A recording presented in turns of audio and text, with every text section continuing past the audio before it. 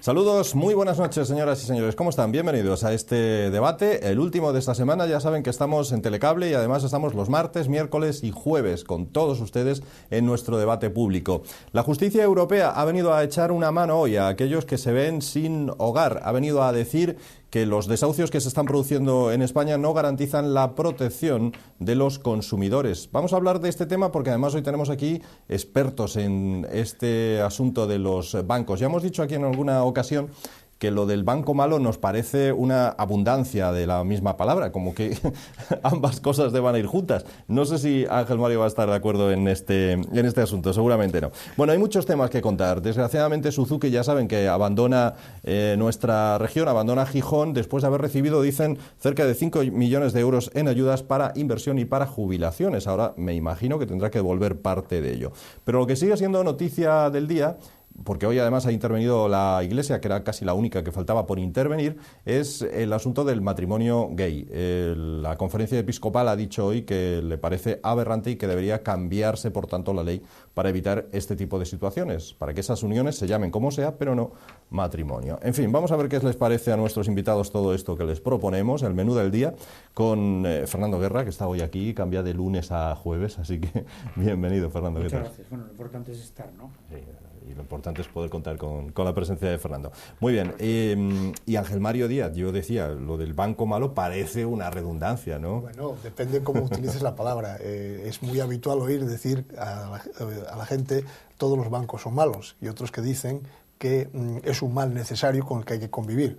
Entonces, según como quieras utilizar el banco malo, porque sea un banco malo o porque sea un banco malo porque no vaya a dar préstamos. Bueno, yo creo que más bien en ese aspecto es un error llamarle un banco, porque al fin y al cabo no va a ser un banco, sino va a ser una entidad que se va a dedicar una inmobiliaria más, una especie de inmobiliaria, va a comprar los activos llamados tóxicos, no sé por qué los llaman tóxicos a los bancos, y luego va a venderlos.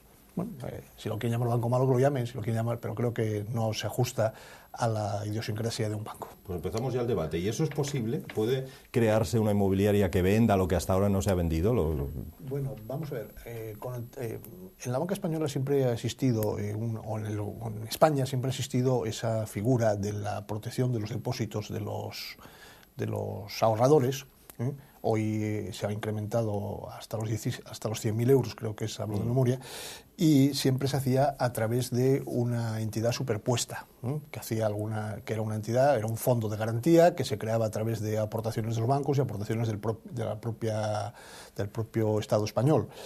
En principio se puede hacer. Yo me acuerdo cuando hace muchos años hubo alguna intervención de alguna entidad bancaria, lo que hacía ese fondo al final era comprar las deudas consideradas malas del banco por una cantidad absolutamente...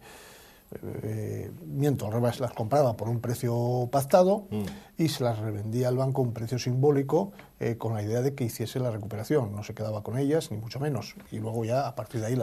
Entonces esto va a ser lo mismo. Poder puede hacerse, pero ¿de verdad se va a vender esa vivienda? Bueno, no lo sé, porque lo que se ha visto hasta ahora, yo nada más que tengo noticias de prensa, y como digo siempre, y perdón por el periodista, la información de prensa es la información más mala que puede existir, porque se cogen puntos de una cosa y de otra, y es que no hablan muchas veces con conocimientos de causa. Yo no sé si la idea, lo que sí yo tengo miedo o tengo mi idea al respecto, es que eso va a representar un golpe mortal al sector inmobiliario.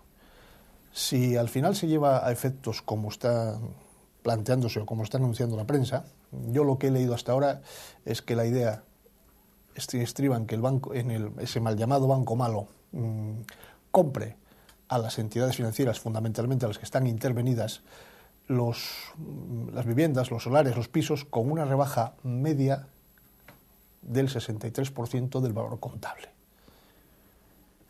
Pensemos que el valor contable siempre puede estar habitualmente en torno al 50% del valor de tasación inicial. O sea, que primero habrán rebajado un 50. No es que han rebajado un 50.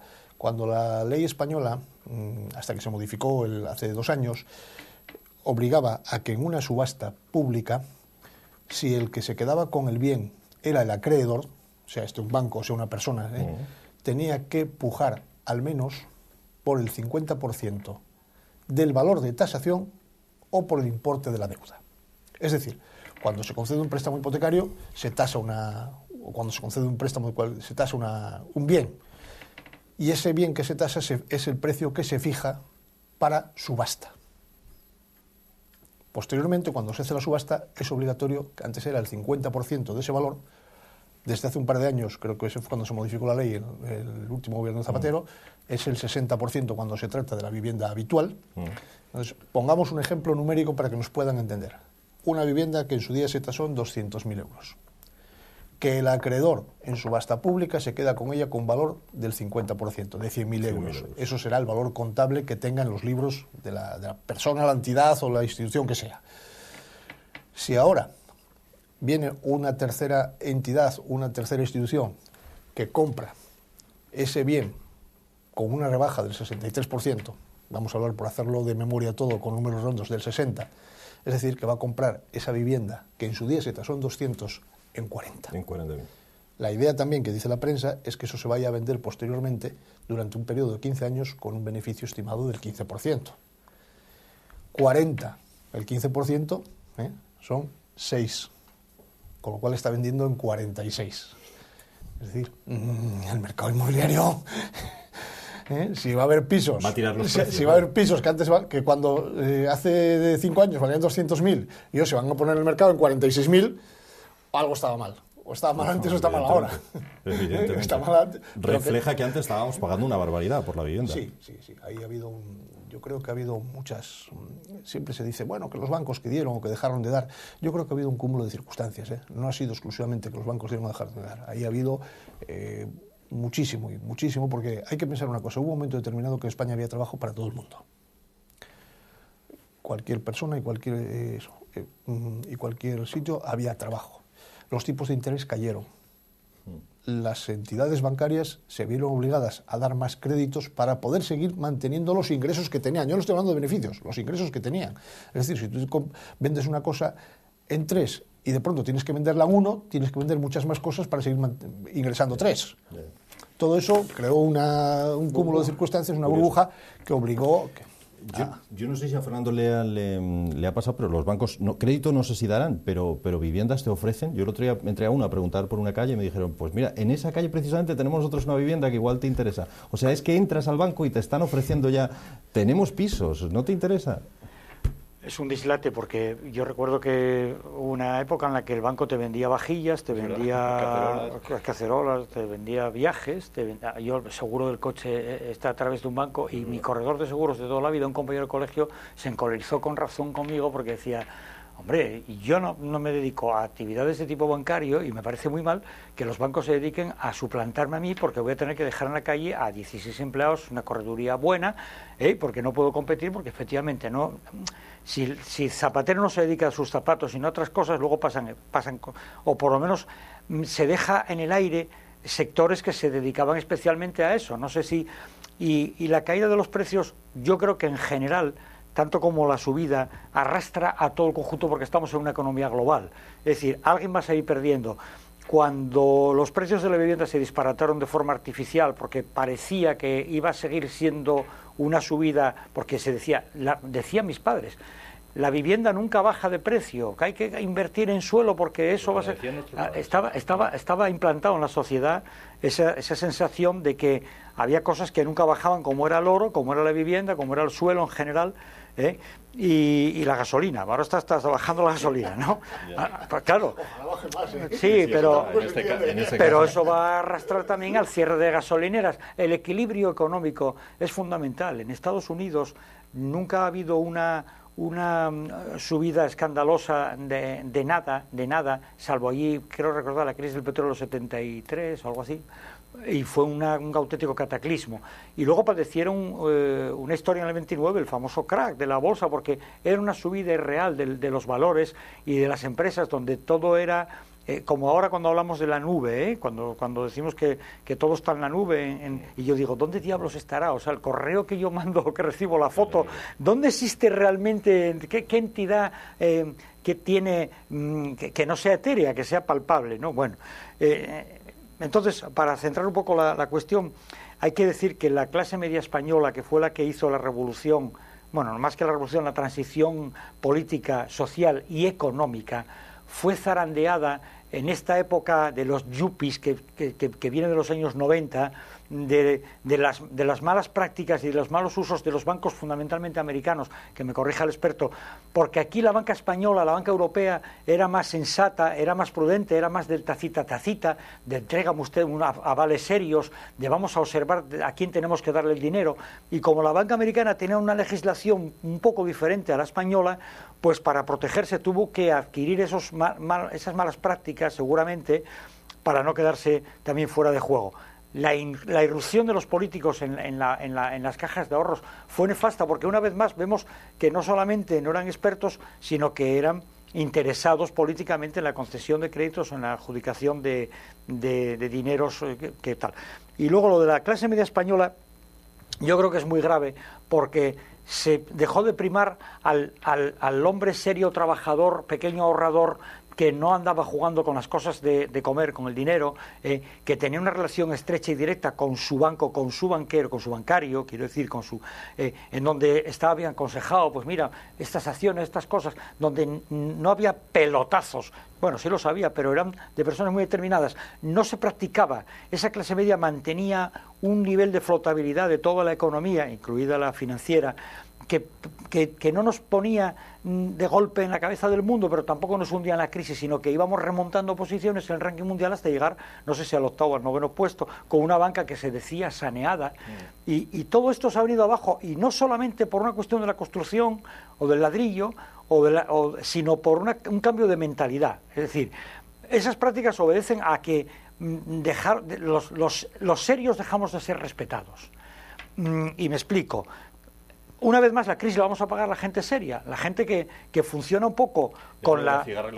Claro, con el trabajo cotidiano, con la aplicación, con el esfuerzo, con el no dar saltos en el vacío, con ahorrar un poquito para el mañana, con el no ir de vacaciones más allá de donde las puedas pagar, y en no comprar un coche del doble de cilindrada que necesitas solo para presumir delante del amigo de al lado, cuando estás viviendo de montajes que se van a acabar en un año, o casado con una cajera de Alimerca, siempre pongo la famosa cajera de Alimerca, pobrecita la mía, ¿no?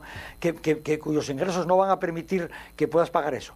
O sea que, por una parte, una parte de la banca, no digo toda, ha actuado con malicia, pero por otra, los temerarios han actuado con desidia o con ignorancia, y de ese cóctel de las dos cosas nos vemos que la gente, ya no llamo normal, seria, rigurosa, cumplidora, va a pagar doblemente ahora porque, o una de dos, si los bancos ahora les perdonan a los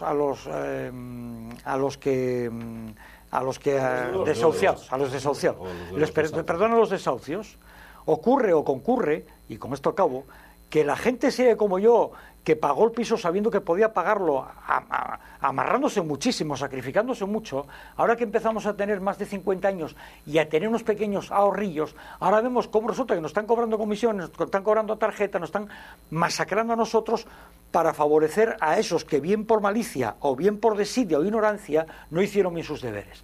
Y eso, claro, la mayor parte de la clase media española, que todavía sigue siendo mayoría, está empezando a rebotarse. Yo cuando alegremente veo hoy en la tele esa asociación en contra del desahucio, había que mirar en qué casos. Comprendo que a un padre de familia que lleva 17 años cumpliendo se queda ahora de golpe en el paro porque tuvo la mala suerte de llevar 20 años o 30 en la Suzuki trabajando, pues comprendo que ahora se vea en una situación con 2 hijos pequeños a lo mejor, o que no son emancipados, en una situación en la que el banco puede buscar una fórmula. Pero el caradura, el jeta, o el cigarra, que se dedicó a cantar y a gastarlo todo porque tuvo un crédito de un banco y tal, que ahora quiere coger... Vamos a ver, y solamente voy a poner 2 palabras: seguridad y certidumbre. Yo de un banco pido seguridad y certidumbre. Pido que cuando ponga mi dinero esté bien seguro ahí y no me desaparezca. Sobre todo si no va a plazo, o sea, si no va en renta variable, ¿no? Y luego certidumbre. Sé que no me va a cambiar las reglas del juego, sé que me va a dar el porcentaje después de un tiempo, y sé que si yo tengo una hipoteca al 3% fijo, no me voy a pasar de listillo ahora que está al 2 por ponerla para variable, porque puede estar a 14, y el banco me lo dijo. Y si quise mirar por otro lado, más tonto fui. a mí no me obligan nunca a ir a un banco si no quiero. Bueno, con una excepción. No me parece bien que la compañía eléctrica tengas que pagar a través de una cuenta bancaria y que el banco te cobre por tener esa cuenta, cuando debería cobrar a la compañía eléctrica que te hace pagar. Pero bueno, quitando esa excepción, las certidumbres en un contrato fundamental, el saber cuáles son las reglas del juego entre una entidad bancaria y yo, porque al fin y al cabo un banco es una tienda de comprar y vender dinero. Yo tengo que saber a qué precio lo compro y a qué precio me lo venden. Totalmente de acuerdo con lo que está diciendo Fernando. Lo que pasa es que cuando generalizamos cometemos errores, porque metemos muchas cosas en el mismo saco y no es bueno. Ha dicho muchas cosas, Fernando, muchas, y como no ha tomado nota, o sea, en primer lugar, el tema que dijo, si quiero hacer una puntualización al tema que dijo de los corredores de seguros, hay una cosa. El sector de banca, desde toda la vida, ha sido un sector de banca, bolsa, ahorro y seguro, con lo cual el seguro era una actividad dentro de la banca. Que la tenía abandonada, de acuerdo. Que ahora hay un verdadero maremán, también, pero que no está haciendo vamos a decir, una competencia indigna, porque es algo que podía haber hecho ya desde tiempo inmemorial, desde que el sector existe. Bien, en el tema de que estamos hablando de la clase media y de los pelotazos de lo que ha ocurrido. Las bases de todo lo que nació se puso en la década de los 60 con el famoso gobierno aquel llamado de los tecnócratas de la última época de Franca, de los López, que fue cuando empezaron a crear las bases con el famoso plan de expansión y estabilización. Sí. Bueno, luego, posteriormente, pues nosotros fuimos mejorando todos gracias en función de todo eso, y llegó un momento que hubo un ministro, para más INRI de Hacienda, que dijo: España es el país que más fácil uno se hace rico, que fue Solchaga, ministro socialista por más señas. Claro, con esa... Si los que mandan, si los que vemos todos los días, y si son nuestro ejemplo, están diciendo eso, pues los que están debajo, lo que sea. Y lo que decía Fernando, en cuanto al tema de que la banca una es más fuerte, otra es más débil, hay buenos y malos gestores en todas las entidades.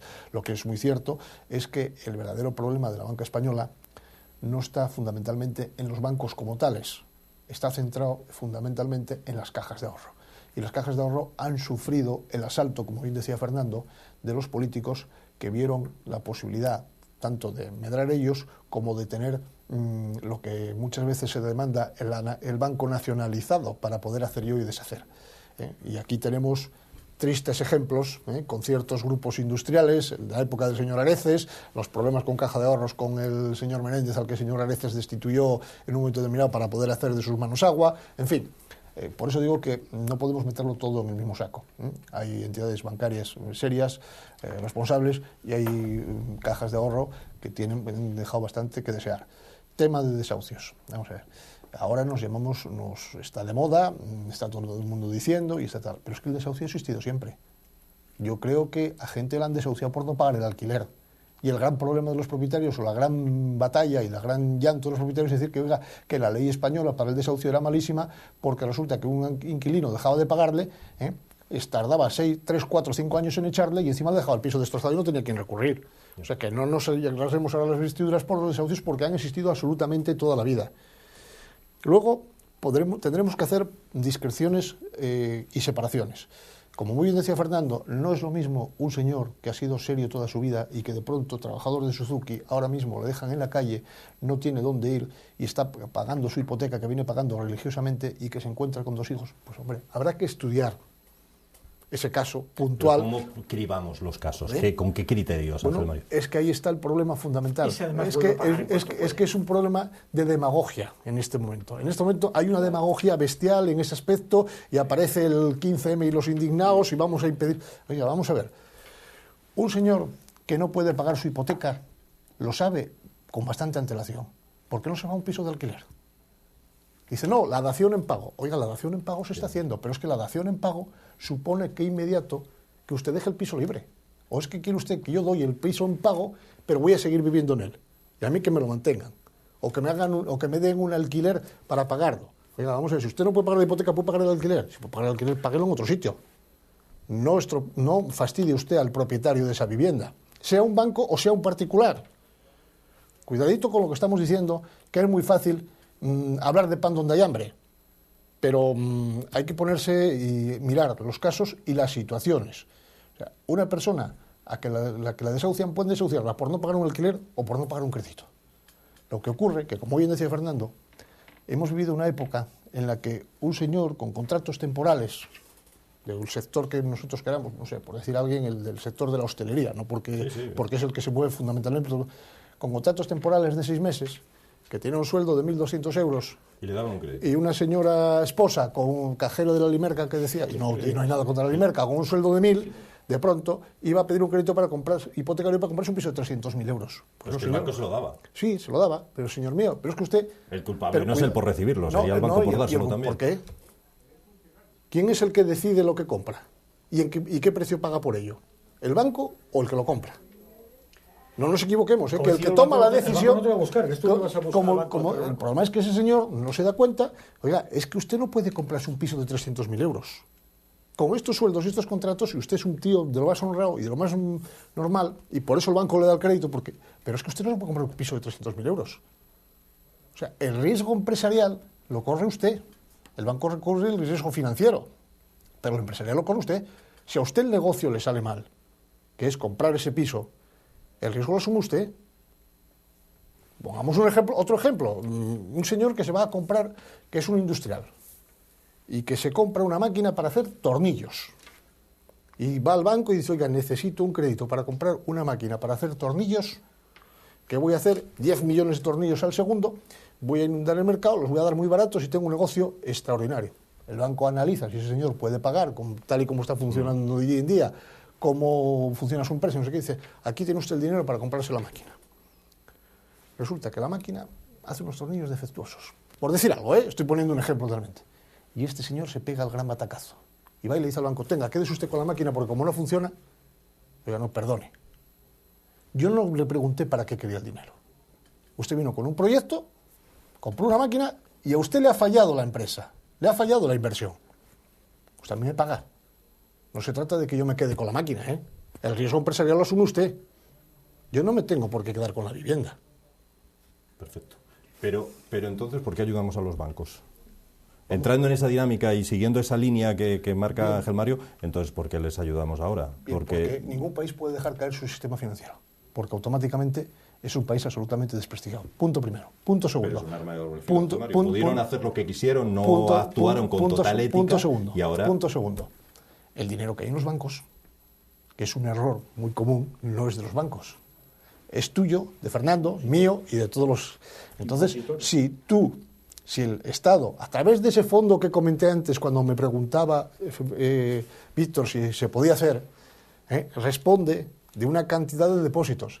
Si el Estado no salva el sistema financiero, automáticamente los que perdemos somos todos nosotros, no nos equivoquemos. ¿Y no que nuestro dinero garantizar los depósitos de Fernando, los míos, los tuyos, y dejar caer el banco a continuación? No, porque el sistema está montado de esa manera. Estamos en un sistema capitalista. El tema lo decía antes Fernando con los bancos americanos. Los bancos americanos pueden desaparecer porque son de bancos hechos por personas. Lehman Brothers eran unos señores que hicieron un banco y en un momento determinado hicieron unas inversiones tremendamente arriesgadas y se fueron a hacer gárgaras. Pero nadie respondía y ninguno de los depositantes o ninguno de los inversores en ese banco exigía que le garantizasen sus depósitos, porque eso es la segunda parte. Nosotros estamos pidiendo aquí que se nos garanticen nuestros depósitos. Y todavía los partidos de izquierdas han todos salido no hace tanto tiempo, cuando cayó lo de los sellos, que a ver por qué no se... Fórum Filatélico, ¿por qué no se garantizaba? Oiga, había que hacer una medida para salvar los depósitos de esos ahorradores. Es que vamos con las ferias y venimos con los del mercado. Vamos con la feria y venimos con el mercado. No, mire, ahora cuál es lo que me conviene para conseguir salir en primera plana y estar como decía la artista, estar en el candelabro, y a ver si puedo conseguir votos. Vale, y entonces, ¿qué hacemos para evitar situaciones como que un señor, antes de que llegue la comisión judicial, se arroje por el balcón u otro llegue a suicidarse a punto de ser desahuciado? Hombre, yo no tengo la solución. La solución la tienen que aportar quien proceda en estos casos. Pero a mí se me ocurre que lo mismo que decía antes de que hay que apretarse el cinturón, antes de que llegue esa situación pasa mucho tiempo. Podemos nosotros tomar decisiones. Las decisiones son nuestras. O sea, si yo sé que no puedo pagar, pues lo más probable es que a lo mejor tenga que intentar vender el piso por debajo del precio que lo he comprado, porque los precios han caído, desgraciadamente, minimizar mi deuda y buscarme otra forma de vida. Pero no esperar a crear una situación de tensión, de decir, oye, a mí no me van a echar de mi casa y no voy a salir y no sé qué, y si no puedo pagar, que el banco espere, o que perico de los banquetes... No, hablamos del banco, pero es que hay muchos créditos concedidos por personas particulares o por instituciones que no se dedican a ser banco, y que también desahucian. Son menos, claro, porque tienen... Pero, vamos a ver, oiga, usted si sabe que no puede pagar, lo decía Fernando antes, oye, yo tengo que apretarme el cinturón, no me puedo comprar el coche ese que quiero, pues tendré que buscar la solución de decir... Otra cosa es lo que decíamos antes, y es lo que decía Víctor, oye, pues a lo mejor a ese caso particular de ese señor que no sé qué, no hay que ayudar al banco, hay que ayudar a ese señor. Mira, la famosa renta de emancipación, y lo digo con todos los respetos y con todo cariño, y que por favor ninguno de nuestros telespectadores se enfade. O sea, yo tengo más de 50 años, tengo 5 hijos, o ya unos cuantos, varios de ellos están ya emancipados. Yo llevo 25 años viviendo de alquiler. Hablo de mí porque así nadie puede... A mí nadie se me le ha ocurrido decir, oiga, voy a darle la renta de emancipación porque usted tiene 5 hijos en su cargo. Entonces, ¿qué sentido tiene crear una renta de emancipación? Decir, vamos a darle 250 euros o 230 euros, no sé exactamente lo que es, a un chaval de menos de 30 años para que vaya a vivir por su propia cuenta y se emancipe de sus padres. Oiga, ¿y de qué va a vivir? Me dan los 230 euros de renta de emancipación de nuestro trabajo. Y entonces sí se emancipará. Y los 230 euros, dénselo usted a ese señor que le van a desahuciar porque se ha quedado sin trabajo en Suzuki, para ayudarle a pagar la hipoteca o el alquiler, o gestione usted una bolsa para que estos casos tan excepcionales. O sea, lo que no puede ser es... un ejemplo más de la sociedad del consumo, de la sociedad del bienestar, de papá bienestar, que era rucar del Estado todo y a cambio... Entonces, eso había un momento que iba a explotar, porque encima, para colmo, no estaba gestionado por personal, digamos, inocuo, sino por políticos con intereses torticeros. Eso para colmo. Entonces, claro, si tú concedes una subvención o un papeles para todos sabiendo que te van a votar, es un ejemplo, no digo que lo haya hecho nadie, pero claro, estás preparando un problema que va a explotar un poco más allá. Pero ¿qué pasa con los políticos? Dicen, bueno, yo de momento sigo. Si no estalla el problema, sigo gobernando. Y si estalla, que se lo coma el que me sustituyó, el del otro partido. La visión política, entonces, claro, la visión del político español, y en general la visión del político del mundo, no va más allá de las próximas elecciones. Las elecciones pasadas ya pasaron. El resultado ya es inamovible. Yo tengo que salvar las siguientes. ¿Qué tengo que hacer? ¿Cuál es el problema hoy? Hoy el problema son los desahucios porque está... Bueno, pues entonces voy a hablar de los desahucios, voy a ser más papista que el Papa, voy a ofrecer tal, y voy a dar las soluciones y voy a no sé qué. Y si no salgo elegido en las próximas elecciones, ya me encargaré de ser la chincheta que está jorobando al que está porque no lo hice, porque el otro no ha hecho, yo he dicho que se podía hacer. Y, mire, vamos a ver. Vamos a dejar de ser vividores de la política y vamos a venir a la política a servir a los ciudadanos, que eso es lo que se ha olvidado del político español. El político español viene a la política para vivir de la política, cuando la política es algo de servicio público. ¿Y saben los americanos, y muy brevemente, muy breve, sí, porque no vamos a aplicar, saben los americanos que la segunda legislatura de un presidente suele ser bastante mejor que la primera, porque como ya no tienen ninguna posibilidad de reelección, llevan adelante aquellas cosas con las que quieren pasar a la historia, que ya no es el ser presidente, sino el que hizo esta reforma o consiguió esta mejora en la sociedad americana. Por eso solamente 2 presidentes en toda la historia de Estados Unidos no han sido reelegidos, los demás todos. Y eso los americanos lo tienen ya en su ADN político, ya lo saben, y la limitación del poder, tanto en el tiempo como en el espacio, vamos a decirlo así, sería una medida muy sana para la democracia. Bueno, señores, vamos a ir a publicidad. A la vuelta le preguntaremos a Fernando cómo están las cosas en Gijón con Pilar Fernández Pardo y el Partido Popular y todo eso, entre otros temas. Hablamos de ello a la vuelta.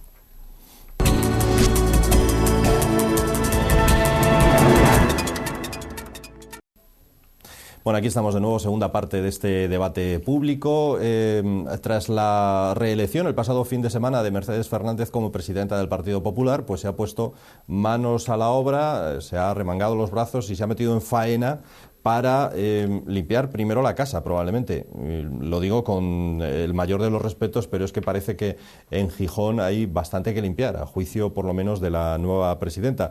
Evidentemente no es lo mismo que piensan allí. Pilar Fernández Pardo, sintiéndose amenazada y después de las declaraciones de Mercedes Fernández diciendo que, bueno, que a lo mejor podían darle un puestín si cedía en algunas cosas, ha dicho que ni puestín ni puestón, en una frase muy, muy asturiana. Ni puestín ni por un puestón se vende Fernández Pardo. En fin, ya que tenemos aquí un gijonés, pues vamos a preguntarle cómo están por allí las cosas. ¿Peligra el gobierno municipal de Gijón con todo esto? Bueno, yo creo que no. Para empezar, es una guerra entre, hablando de presidentes de Estados Unidos que ganan elecciones, hay que hablar que esta es una guerra entre losers, perdedores. En Estados Unidos dicen you're a loser, tú eres un perdedor en la forma más despectiva posible, porque es un país muy competitivo. Bueno, pues resulta que Pilar Fernández Pardo ha perdido todas las elecciones en las que ha participado y Mercedes Fernández también, incluso ni siquiera ha ganado estas porque el que se iba a presentar, Pechar Román, de contrincante, al final, como buen perdedor, ni siquiera se llegó a presentar. O sea, no saben lo que es ganar una elección. Foro se explica, lo dije en estas cámaras, por el desastre histórico del Partido Popular en Gijón. Si no, Foro sería un partido, yo creo que residual, con Paco Álvarez Cascos y alguna concejalía en ayuntamientos y tal, pero no hubiese ganado en la primera ciudad de Asturias, de no haber sido por la permanente guerra y por la permanente falta de capacidad y de diálogo, de cintura, de visión de Estado, de amplitud de miras de los dirigentes y de los militantes del Partido Popular en Gijón. Cuando parecía que la cosa podía arreglarse porque habían quitado el gobierno del PSOE, que estuvo gobernando Gijón desde las primeras elecciones municipales, aparece un partido y en 6 meses gana. O sea, es como decimos en Asturias, para correrlos a gorrazos. Y cuando tenían una buena razón para permanecer unidos y luchando para conseguir esa ciudad de una vez, ahora van y en una lucha fratricida se están arrojando los trastos a la cabeza, con lo cual los demás están frotándose las manos, menos un partido, Foro. ¿Y por qué? Porque desde luego el PSOE encantado de la vida, porque el PSOE, si se están pegando los contrarios, pues más que tienen ellos que rucar. Pero Foro no, porque curiosamente toda esta guerra viene, bueno, por la personalidad de Pili Pardo, que es, como Francisco Álvarez Cascos, de muy poca cintura y de aquí ordeno y mando, y Mercedes Fernández un poco también, ¿no? Y entonces ocurre que Foro tiene el gobierno municipal porque, en contra de las órdenes de la dirección nacional, los concejales del Partido Popular en Gijón, lo digo para repasar, se abstuvieron, con lo cual permitieron que el gobierno municipal estuviese en manos de Foro, cuando el PP lo que quería era que descabalgar a Foro, aunque fuese a costa del propio partido. Pero a mí me dijeron, dirigentes del PP, me dijeron ellos, que es que sus propios militantes los hubiesen matado de haber permitido un gobierno más de los socialistas en Gijón, ¿no? Y me contó, y estábamos tan mal, que tuvimos que traer, ¿cómo se llaman los supervisores estos de las elecciones? Interventores de unas generaciones de Cantabria, del País Vasco, donde no había elecciones, porque sus propios militantes de unas generaciones estaban actuando de interventores de Foro. O sea, así está la situación. Yo creo que tienen un plan B todos. Primer plan B de Pilar Fernández Pardo: marcharse a sus cuarteles con la justificación de que la pobre pues tiene cáncer o lo tuvo y bueno, en fin, está en una situación un poco... ¿Qué crees que puede dimitir? ¿Puede marcharse? Es una opción. Claro, cuando sale esto del puestín y del puestón es porque algo le ofrecieron o algo pidió o algo se manejó para allanar el camino de los otros. Pero claro, no solamente es ella, hay otros concejales y hay otros dirigentes. Yo creo que los dirigentes estos tienen 2 opciones. Bueno, tienen 3, que es una es el suicidio, entrar en una lucha con el gobierno, vamos, con el PP regional. Otra, que sería hacerle la cama a Pilar Fernández Pardo, descabalgarla y volver al redil del partido. Y otra es entregarse con armas y bagajes a Foro en Gijón, con quien me consta que ya están muy buenas relaciones particulares, pasarse en bloque para arrastrar también al electorado a cambio de seguir siendo concejales de Foro en vez del PP en unas elecciones posteriores, ¿no? Y luego hay otra cuestión, que es que la dirección regional y la dirección nacional del PP en Asturias lo hizo rematadamente mal. Por eso no están gobernando en Asturias, aunque ganen en votos. Si vas a coger el votante de centro-derecha de Asturias, igual que en el resto de España, es mayoría. Pero, curiosamente, no, salvo Oviedo, que también tuvo sus más y sus menos... con el tema de Gavino, de Isabel Pérez Espinosa, de Caunedo, ¿no? O sea que el PP en Asturias no acaba de estar tranquilo porque no tuvieron la visión política de poner a Paco Álvarez Cascos al frente de la candidatura regional, incluso como más menor. No digo porque quisiesen le tuviesen más o menos afecto, sino por hacer con Asturias como hicieron en Galicia con Paco Vázquez o como hicieron en Cantabria con... Yo no conozco las interioridades del Partido Popular en Gijón. Lo que sí es cierto que Pilar Fernández Pardo, yo creo que ha sido 2 congresos ya, ha arrasado en los 2, en congresos locales, con lo cual algo tiene que tener para poder hacer eso, aunque luego pierda las elecciones. Una cosa es la representatividad que pueda obtener dentro del partido y otra cosa es su cartel o su cara para los electores. Lo que sí es cierto es que el Partido Popular en Asturias ha hecho lo imposible porque no gobernase la derecha. Pero ha hecho lo imposible, y tiene en pago tiene el fracaso que ha obtenido y que yo no sé si se va a recuperar. Foro tampoco le veo un futuro claro, porque después de lo que ha ocurrido, probablemente en las próximas elecciones a nivel autonómico, si no desaparece, le va a pasar algo así como lo de Sergio Marqués, quedará testimonial y en las siguientes hasta luego. Pero lo que se está haciendo, la derecha asturiana, como decía la frase que decía antes Fernando, hay que correrlos a gorrazos a todos. A todos. O sea, necesita la derecha asturiana, en general, necesita una limpieza total y absoluta. Total y absoluta. Tienen que desaparecer todos, y crearse algo nuevo. Y de una vez, los partidos lo que tendrán que dejar de hacer es que alguien entre a medrar a través de las nuevas generaciones y que un chaval de 19, 20, 22 años recién terminada su carrera, que su única aspiración sea meterse en el partido, el que sea, y a través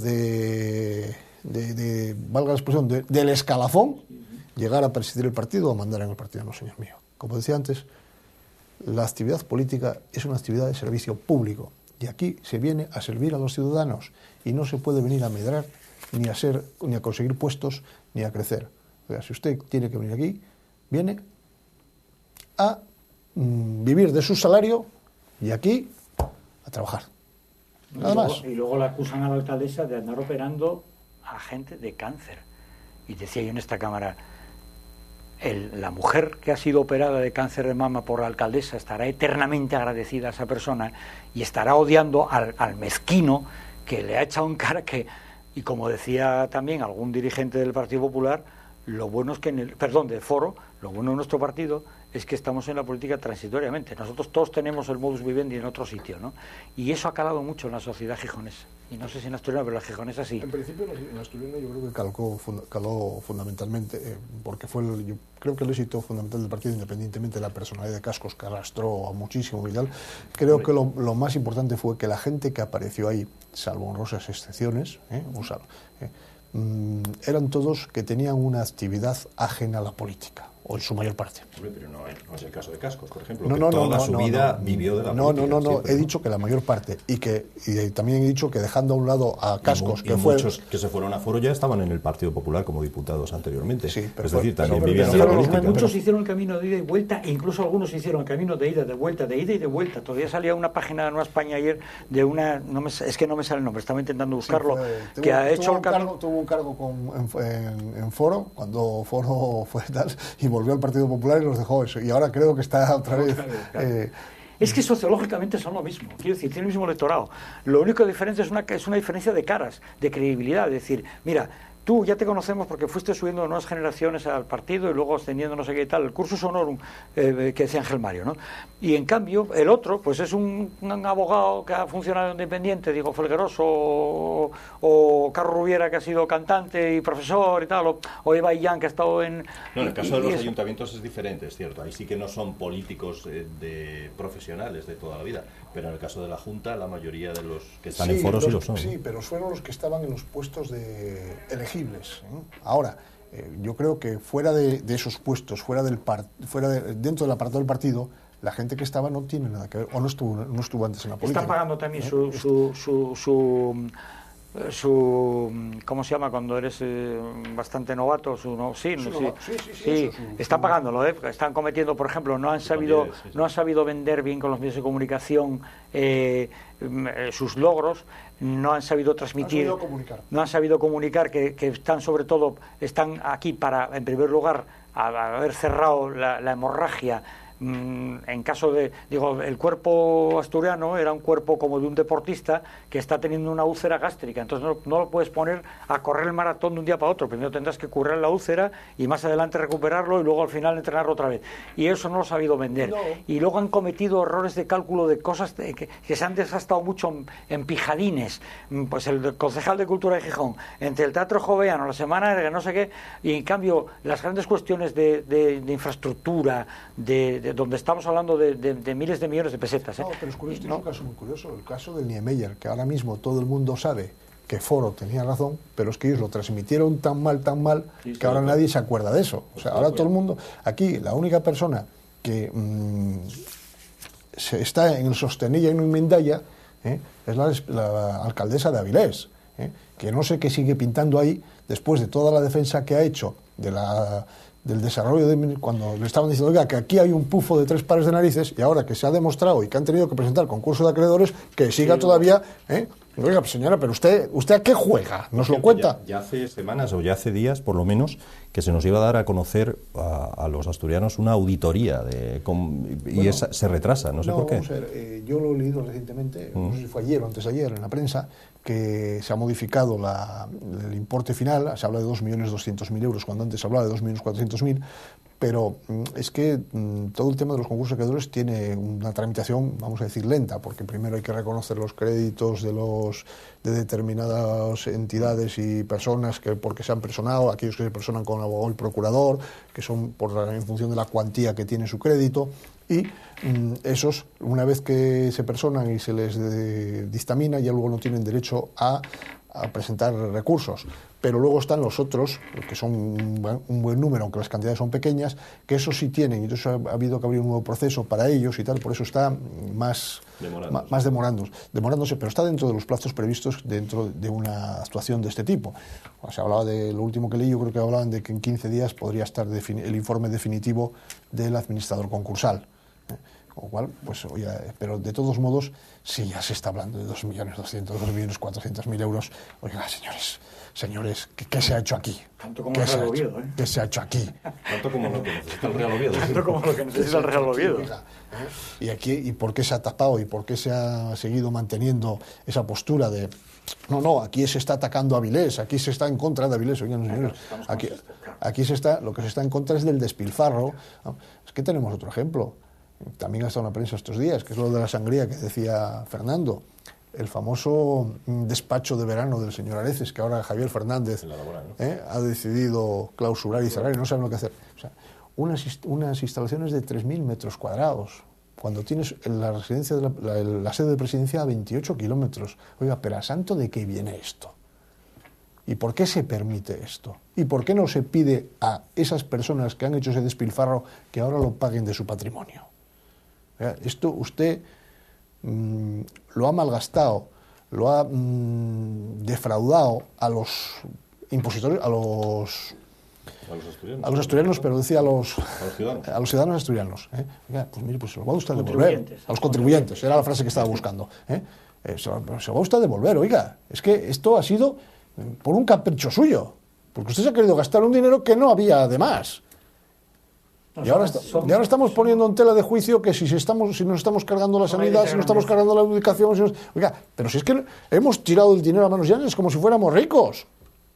Es que aquí parece que sobraba. Como dice, tira para adelante que tanto pagado.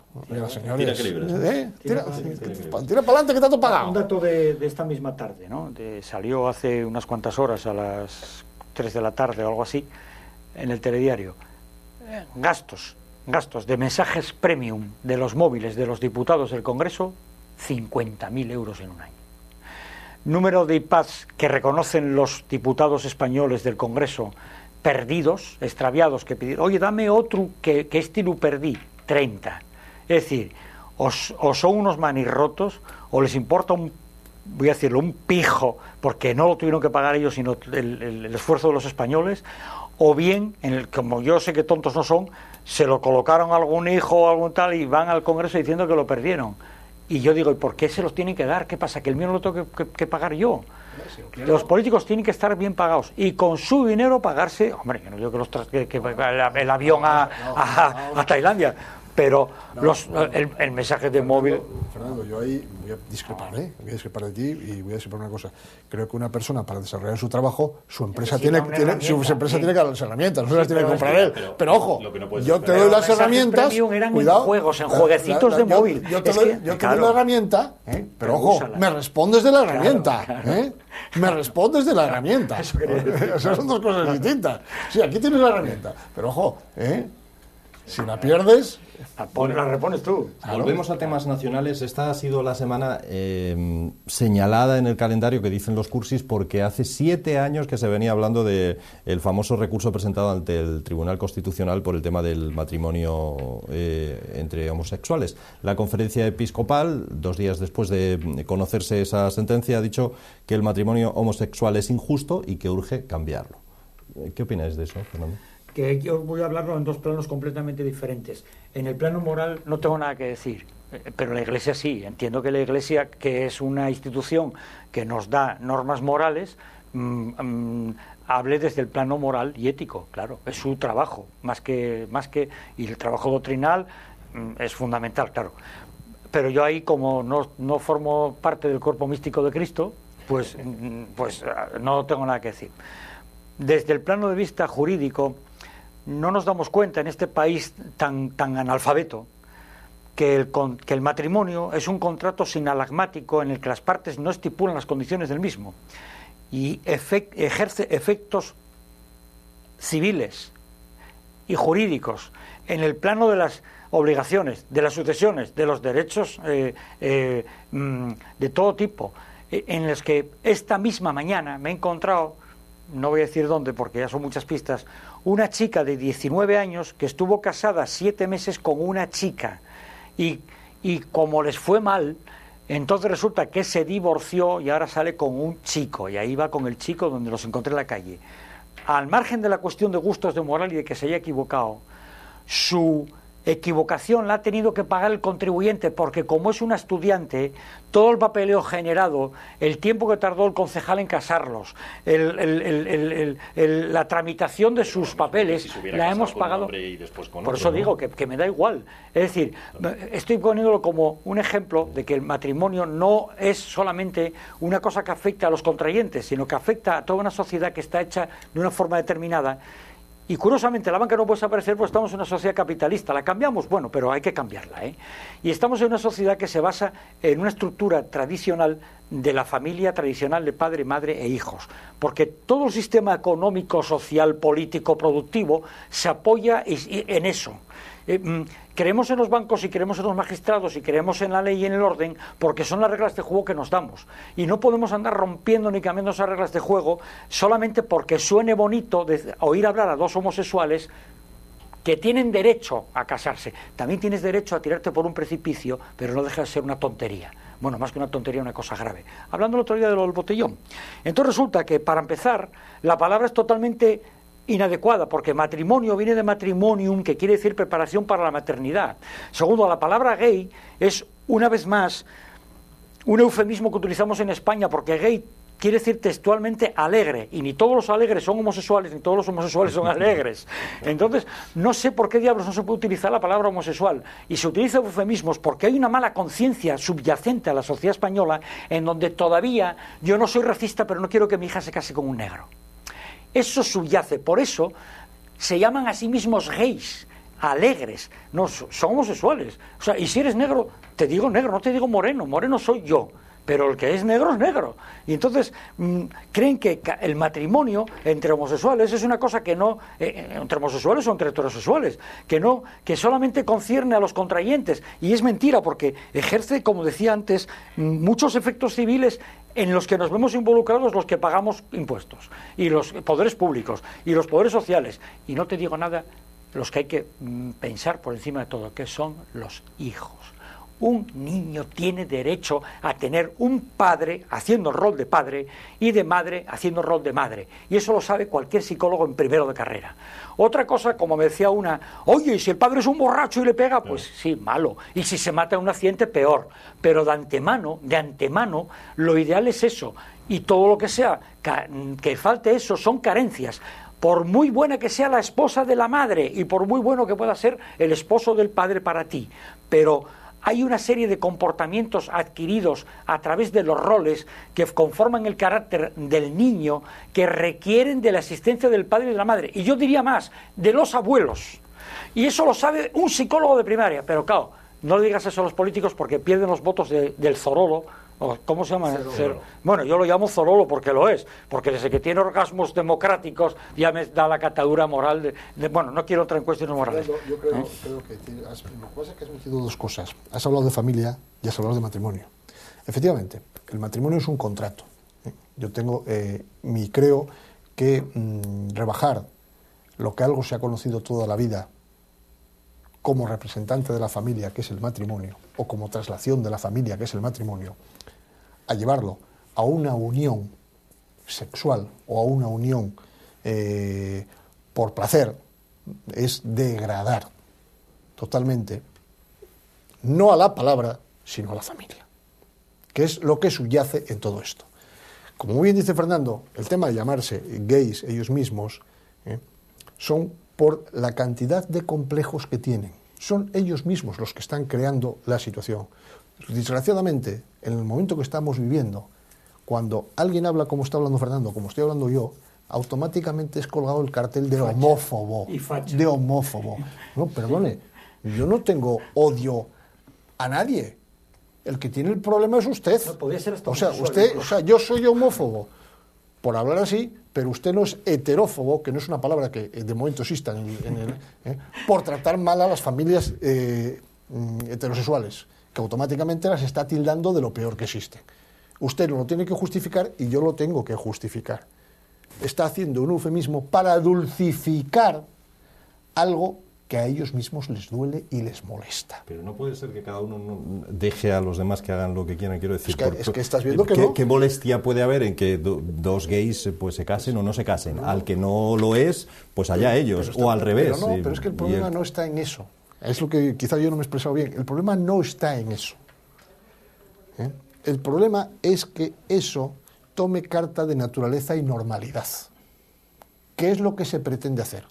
Y de hecho, el gran problema que hubo con la educación para la ciudadanía es porque era el arma utilizada para dar carta de naturaleza a eso y para que eso se aprendiera en los colegios desde los 5 años y desde los 6 años y de los 7 años. Y eso es lo que no es normal. Eso no es lo que es natural.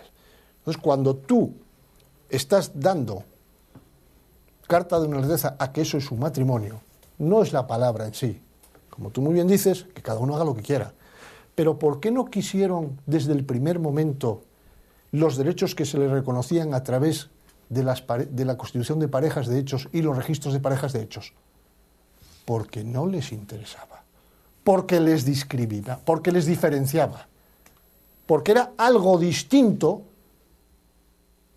a lo que es normal. La sociedad, como bien dice Fernando, crece a través de la familia, a través de un matrimonio, hombre y mujer, que deciden tener hijos, porque son los que están aportando un bien a la sociedad muy escaso, que es el material humano, que son los contribuyentes del futuro, que son los pagadores de las pensiones del futuro.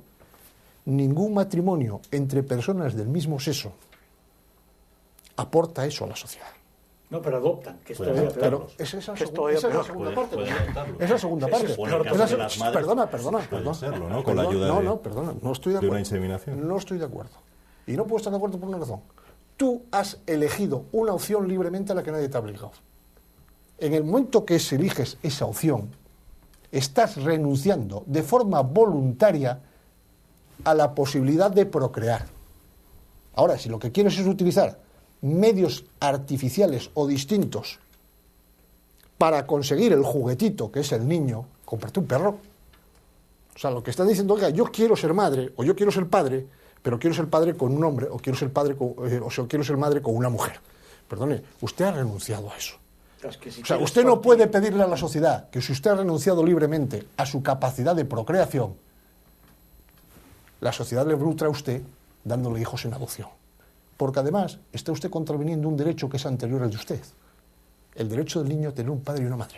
Nos quedan 30 segundos, Fernando. Así que no sé si algo quiere añadir no por último. Que si quieres una tortilla tienes que romper los huevos.